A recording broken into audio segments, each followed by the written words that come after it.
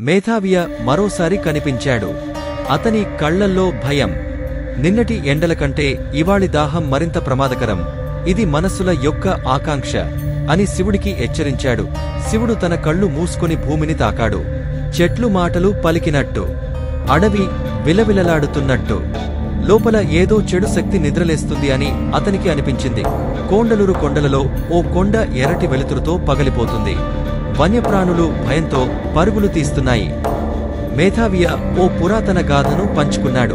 పంచభూతాల సంరక్షకులు భూమి, నీరు, వాయువు, అగ్ని మరియు ఆకాశం. వారిలో ఒకడు అగ్ని గజేంద్రుడు ఒకప్పుడు ఆశతో అరణ్యాన్ని కాల్చివేశాడు. అతనిని కొండల లోపల ముద్రించారు. మానవని ఆశ మళ్లీ మొదలైంది. కొండలలో తవ్వకాల వల్ల ముద్ర బలహీనమవుతోంది. భూమి కంపిస్తోంది. ఊరికి మళ్లీ ఒక కొత్త సవాలు ఎదురవుతోంది.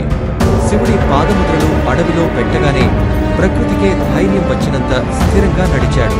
అతను అగ్ని గజేంద్రుడి ఉదయాన్ని ఆపే ధైర్యంతో